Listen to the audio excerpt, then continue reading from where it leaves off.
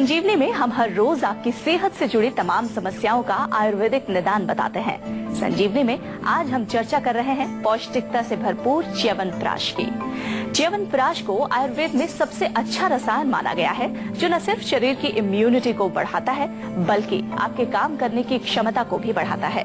तो आइए डॉक्टर चौहान से जानते हैं क्या है च्यवनप्राश के फायदे और क्या है इसकी खूबियां। डॉक्टर साहब से जानते हैं कि आखिर आयुर्वेद में च्यवनप्राश के बारे में क्या लिखा हुआ है और क्यों इसे दर्जनों बीमारियों का एक इलाज कहा जाता है। डॉक्टर साहब बताइए। देखिए, च्यवनप्राश बहुत ही एक पॉपुलर टॉनिक है आयुर्वेद का, बहुत लोग इसको सेवन भी करते हैं। और इसकी थोड़ी सी अगर हम हिस्ट्री में जाएं तो च्यवन ऋषि एक हुए थे और वो ऋषि काफी बूढ़े हो गए थे। उनको किसी कारण से जो है अपना युवावस्था या उनको ताकत चाहिए थी, तो उनके लिए फार्मूला बनाया गया था और ऐसा लिखा है कि ये च्यवनप्राश सेवन करके उन्होंने अपना यूथफुलनेस को दोबारा से प्राप्त किया था। और चरक संहिता के अंदर इसका फार्मूला वर्णित है, बहुत पुराना फार्मूला है और आयुर्वेद में इसको रसायन औषधि के नाम से कहा गया है। यह रसायन यानी कि रिजुविनेटिंग ये फार्मूला है। विशेष रूप से अगर देखा जाए तो कई प्रकार के कार्य हमारे शरीर में करता है और आम तौर पर हमने ये देखा है कि जब कभी भी हमारे शरीर की इम्यूनिटी कमजोर हो जाती है, इम्यूनिटी की कमजोरी की वजह से अगर कई प्रकार की हमारे शरीर में एलर्जी वगैरह है तो उसमें च्यवनप्राश का प्रयोग बहुत किया जाता है। काफी सारे रोगों को ये दूर भगाता है। विशेष रूप से अगर हम देखें तो हमारा जो रेस्पिरेटरी सिस्टम है, जो फेफड़े वगैरह हैं, उसके लिए बहुत अच्छा है और इसका प्रयोग जो है नियमित रूप से करना चाहिए। और इसका प्रयोग करने के लिए किस प्रकार से हमें क्या क्या इसका जो है प्रिकॉशंस हैं उसके बारे में भी थोड़ा आपको बताएंगे और किस तरह से इसका सेवन करना चाहिए वो भी बताएंगे। एक कॉलर हमारे साथ जुड़ गए हैं, अरुण दिल्ली से। अरुण जी, पूछिए आपका क्या सवाल है। मेरा सवाल ये है, मैं जब मेरे बाल बहुत ज्यादा ही झड़ते हैं, जब भी नहाता हूँ तो हाथों में ऐसे इतने सारे बाल आ जाते हैं, तो झड़ते हैं बहुत ज्यादा है बाल, तो इसलिए ऐसा कुछ बताइए कि बाल कम झड़े, बहुत ज्यादा झड़ते हैं मेरे बाल। देखिए, सबसे पहले तो कोई भी रोग हो उसका कारण समझना चाहिए कि बाल क्यों झड़ रहे हैं। आपको जो है न्यूट्रिशन की कमी है, पोषण आप जो है प्रॉपर नहीं ले रहे हैं, या आपको पित्त की अधिकता है, या टेंशन से आजकल मैं देख रहा हूँ बहुत लोगों को जो स्ट्रेस होता है युवा अवस्था में, खास तौर पर जो लोग काम करते हैं, पढ़ाई करते हैं, बहुत टेंशन या तनाव मानसिक उनका बहुत रहता है, उसके कारण भी बाल गिरते हैं। तो सबसे पहले कारण को पकड़ करके उसका उपचार आपको करना है। लेकिन हम आपको जैसा बताते हैं कि कुछ चीजें हैं जो नॉर्मल रूप से आप प्रयोग कर सकते हैं। आंवले का चूर्ण आप 1 चम्मच सुबह 1 चम्मच शाम को सेवन करिए।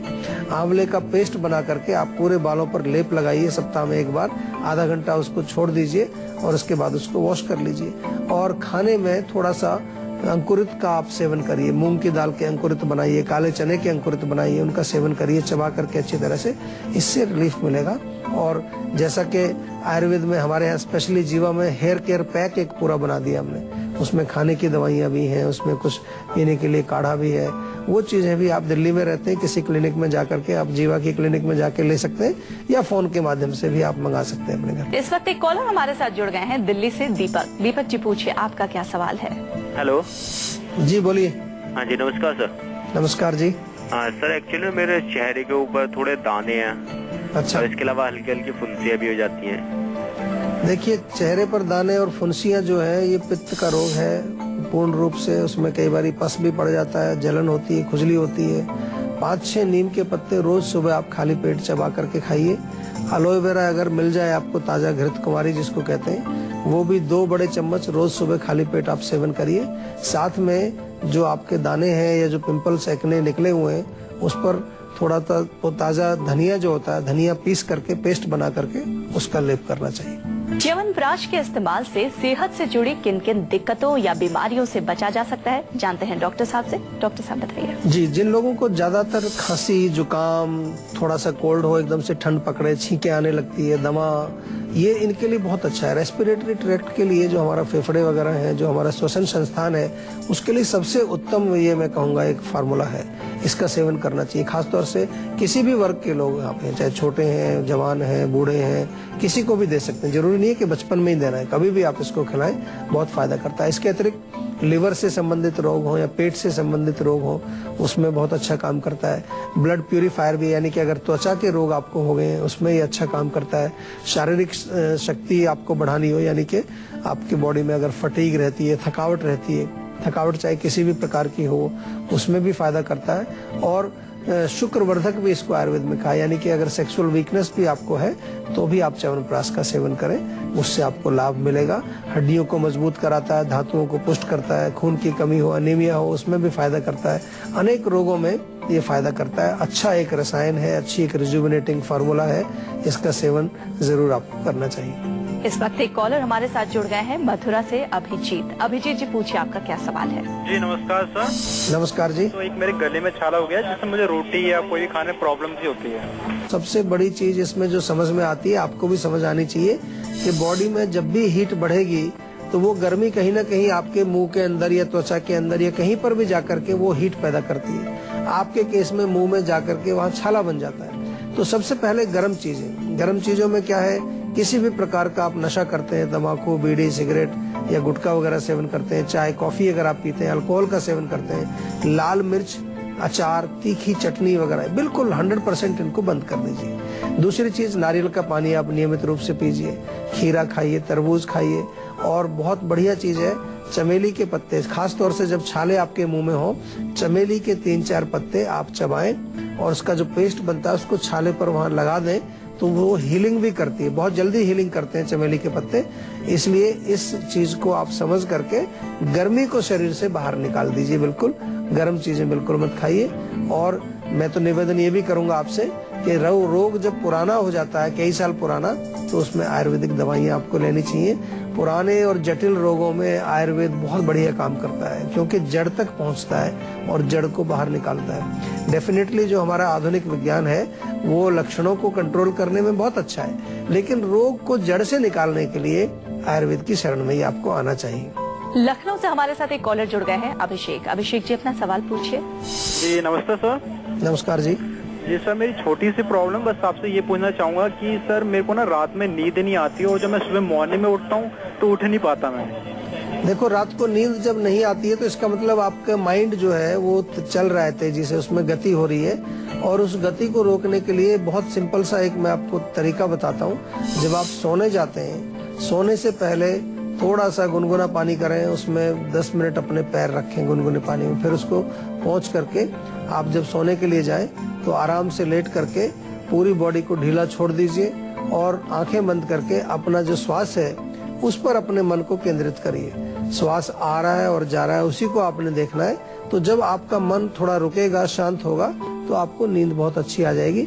सोने से पहले थोड़ा गर्म दूध, उसमें दालचीनी का थोड़ा सा पाउडर डाल करके अगर आप सोते हैं, वो पी करके सोते हैं, तो उससे नींद अच्छी आती है आपको, वो भी आप सेवन करें। स्लीप वेल टैबलेट बड़ी अच्छी है, हमारे यहाँ जीवा में हमने बनाई है स्लीप वेल। किसी भी व्यक्ति को अगर नींद की प्रॉब्लम है, 2 गोली रात को सोते समय लें तो नींद बहुत अच्छी आती है। और उसमें कोई भी ऐसी नशे की चीज नहीं है, केवल आपके मस्तिष्क को रिलैक्स करने के लिए, आपके नर्वस सिस्टम को नरिश करने की जड़ी बूटियां उसमें हमने डाली है। और अब बात करते हैं आज की संजीवनी की। डॉक्टर साहब बताइए, च्यवनप्राश के क्या ऐसे शानदार गुण हैं, क्या ऐसी शानदार खूबियां हैं जिसकी वजह से तमाम रोगों से छुटकारा मिल सकता है? देखिए, च्यवनप्राश को किस किस रोगों में खाएं ये मैं थोड़ा समझाना चाहूंगा आपको, क्योंकि हम ये बता दें आपको कि सबसे पहले अगर आपको खांसी, जुकाम, बलगम है तो 1 चम्मच च्यवनप्राश सुबह, 1 चम्मच शाम को खाइए। यदि आपको लिवर और पेनक्रियाज आपके कमजोर है, उसमें भी बहुत अच्छा काम करता है, खास तौर से वहां से टॉक्सिन्स को निकालने का काम बड़ा अच्छा करता है। तो अगर आपका लिवर कमजोर है, पेनक्रियाज की कोई प्रॉब्लम है, तो च्यवनप्राश आप रेगुलर रूप से खाएं। इसके अलावा जैसा मैंने कहा कि शुक्रवर्धक है, शुक्र धातु की कमी है, सेक्सुअल वीकनेस आपको रहती है, तो च्यवनप्राश में थोड़ा सा अश्वगंधा का चूर्ण मिला करके आप सेवन करें। यदि आपको थकावट रहती है, मानसिक या शारीरिक किसी प्रकार की थकावट रहती है, च्यवनप्राश खाएं। साथ में तिल के तेल की मालिश भी हर रोज आपको करनी चाहिए, उससे आपको बहुत फर्क पड़ेगा। और यदि मेमोरी की प्रॉब्लम आपको, यादाश्त आपकी कमजोर है, तो च्यवनप्राश में थोड़ा आधा चम्मच ब्राह्मी का चूर्ण मिला करके पेस्ट में उसको खाइए, आपको बहुत लाभ मिलेगा। ऊपर से थोड़ा गुनगुना दूध पिए तो आपको काफी फर्क पड़ेगा उससे। इस वक्त हमारे साथ एक कॉलर जुड़ गए हैं गुना मध्य प्रदेश से, शिवराम। शिवराम जी पूछिए, आपका क्या सवाल है? हेलो डॉक्टर साहब, नमस्कार, मैं शिव बोल रहा हूँ। जी बोलिए। जी सर, एक्चुअली मेरी माता जी को 2-3 साल से लूज मोशन की शिकायत है। अच्छा। डॉक्टर साहब को दिखाया पर वो कुछ समझ नहीं पाते हैं। जनरली जो लूज मोशन की दवाई टेबलेट होती है वो दे देते हैं, 2-3 दिन वो आराम रहता है, वापस चालू हो जाती है। देखिए और सर एक मिनट, और भूख उनको बिल्कुल नहीं लगती है। अच्छा। कुछ भी खाने की इच्छा नहीं होती है। थोड़ा बहुत खा लिया तो वो लूज मोशन के द्वारा दिन निकल जाता है। कम से कम 5-7 बार जाना होता है और ज्यादा मतलब काफी परेशानी ये है उनको, लूज मोशन और भूख नहीं लगना। और कब से हो रही है बताया वो उनको? जी सर, कितनी पुरानी प्रॉब्लम है? ये 2-3 साल से सर लगभग ये परेशानी चल रही है। काफी डॉक्टरों को दिखाने। उनका वजन भी कम हुआ है इस दौरान? वजन भी कम हो रहा है सर। अच्छा, देखिए ये जो प्रॉब्लम है आयुर्वेद में इसका बहुत अच्छा उपचार है, कोई घबराने की जरूरत नहीं है। और इसका मूल कारण है इनडाइजेशन, खाना पचता नहीं है। जो भी वो खाती हैं वो पूर्ण रूप से नहीं पचता है और उसका जो है जो अधपचा जो भोजन है वो बाहर निकल जाता है। वो चिपक भी उसमें कई बार देखने को मिलेगी, आम उसमें मिलता है कई बार। तो बहुत सिंपल, सबसे पहले हमको क्या करना है, अग्नि को तेज करना है, जो पाचन को तेज करना है। लवण भास्कर चूर्ण बहुत बढ़िया है। लवण भास्कर चूर्ण 1-1 चम्मच भोजन के पश्चात उनको खिलाइए। साथ में अगर बेल का मुरब्बा मिले तो बेल का मुरब्बा भी वो सेवन करें, या पका हुआ बेल मिल जाए या बेल का चूर्ण भी मिल जाए, वो बहुत फायदा करेगा। 1 महीना पूरा उनको ये सेवन कराइए। उसके पश्चात दोबारा हमारे इसी नंबर पे फोन करके उनका हालचाल जरूर बताइए, क्योंकि 2-3 साल पुराना रोग हो गया है। इसलिए मैं बिल्कुल निवेदन करूंगा आपसे कि नुस्खा तो आपको बता ही दिया है, लेकिन आप उसका उपचार भी करें। आयुर्वेदिक दवाइयाँ ऐसे रोगियों के लिए बहुत अच्छी दवाइयाँ आयुर्वेद में है, और 3-4 महीने वो नियमित रूप से अगर सेवन करेंगे तो बिल्कुल ठीक हो जाएंगी, कोई घबराने की बात नहीं। इस वक्त एक कॉलर हमारे साथ जुड़ गए हैं, राहुल उत्तराखंड से। राहुल जी पूछिए, आप क्या पूछना चाहते हैं डॉक्टर साहब से? जी गुड आफ्टरनून सर। जी नमस्कार जी, आपको बताना चाहूंगा, एक मेरा ब्रदर है, वो नशा बहुत करता है। वो छोड़ना चाह रहा है मगर फिर भी छोड़ नहीं पा रहा है। अच्छा, किस चीज का नशा करता है? मतलब बीड़ी, सिगरेट और ज्यादातर वो दारू बहुत पीता है। देखिए, कोई भी नशा आदमी जब छोड़ना चाहे तो सबसे पहले उसकी इच्छा होनी चाहिए छोड़ने की, बहुत जरूरी है। कई बार हम लोग जो है सोचते हैं कि कोई दवाई दे दें तो इसको ये इच्छा नहीं होगी। ऐसा नहीं है, इच्छा माइंड में होती है और माइंड को उसको स्ट्रांग करना बहुत जरूरी है। माइंड को स्ट्रांग करने के लिए उसके सिर में मालिश की जाए, तलवों में मालिश की जाए, थोड़ा सा बादाम और अखरोट का सेवन वो करे ताकि माइंड उसका थोड़ा स्थिर हो, स्टेबल हो। दूसरी चीज, जब उसको तलब होती है बीड़ी सिगरेट की, किसी चीज की, तो उस समय के लिए आप एक नुस्खा लिख लीजिए, बहुत बढ़िया काम करता है। अजवाइन ले लीजिए आप, थोड़ा सा अजवाइन को नींबू के रस में आप थोड़ा भिगो दें, थोड़ा नमक उसमें डाल करके और उसको सुखा लीजिए। जब भी उसको इच्छा हो स्मोकिंग की, गुटखा की या किसी चीज की, थोड़ा सा 1/4 चम्मच अजवाइन मुंह में डाल करके उसको चूसता रहे, तो उससे उसको तलब नहीं उठेगी। लेकिन बहुत जरूरी है कि वो अपने मन को थोड़ा सा स्थिर करे। अपने मन में जो उसकी किसी प्रकार की एंजाइटी, कोई नर्वसनेस वगैरह है, उसको भी वो मैनेज करे, तभी उसका नशे से उसको छुटकारा मिल सकेगा। डॉक्टर साहब, कैसे करें च्यवनप्राश का सेवन, और क्या इससे जुड़ी कोई परहेज या सावधानी भी है? सेवन, देखिए ये एक ऐसा टॉनिक है कि कभी भी इसको खाया जा सकता है, पर आमतौर पे यदि आप सुबह खाएं, भोजन से पहले भी ले सकते हैं। सुबह नाश्ते से 15-20 मिनट पहले लें खाली पेट, तो बहुत अच्छा रहता है। रात को आप सोने से पहले, जब आप दूध वगैरह पीते हैं उससे पहले थोड़ा सा खा लें तो बहुत अच्छा समय है। मात्रा इसकी जो है अपने पाचन के अनुसार आपको लेनी चाहिए। कुछ लोग जो है 1 बड़ा चम्मच भी खा सकते हैं, कुछ लोग 1 चम्मच ही केवल पचा पाते हैं। उसका पता ये चलेगा कि यदि ज्यादा मात्रा आप खा रहे हैं तो आपको थोड़ा लूज मोशन वगैरह हो सकता है, उसी का आपको ध्यान रखना है। बाकी और कोई ऐसी इसमें विशेष बात नहीं है, क्योंकि इसमें मीठा होता है। तो मीठा होने की वजह से जो डायबिटीज वाले पेशेंट हैं वो इसका सेवन ना करें, क्योंकि डायबिटीज में शुगर हम मना करते हैं तो इसमें मिश्री वगैरह डाली जाती है। तो ये केवल प्रिकॉशन है, बाकी हर वर्ग के कोई भी व्यक्ति इसको सेवन कर सकते हैं और इससे अपने शरीर को स्वस्थ बना सकते हैं। साथ अब बारी है संजीवनी टिप्स की, जिसमें डॉक्टर साहब आपको बताने वाले हैं उपवास या फास्टिंग के क्या है फायदे। तो डॉक्टर साहब, क्या है उपवास या फास्टिंग के फायदे? देखिए, उपवास जो है वो सबसे बढ़िया काम करता है कि जितने भी टॉक्सिन्स है हमारे बॉडी में, हम ऐसा मानते हैं आयुर्वेद में कि अग्नि जो है हमारी वो टॉक्सिन्स को खा जाती है जब हम खाना नहीं खाएंगे, तो डिटॉक्सिफिकेशन का काम करता है। और यही नहीं, जो हमारी पाचक अग्नि है, जठराग्नि है, हमारी धातु अग्नि है, उनको बहुत स्वस्थ करता है, उनको अच्छा बनाता है। उपवास करने से बहुत फायदा होता है हमारे डाइजेस्टिव सिस्टम में। इसके अतिरिक्त हमारे शरीर की इम्यूनिटी को ये बढ़ाता है।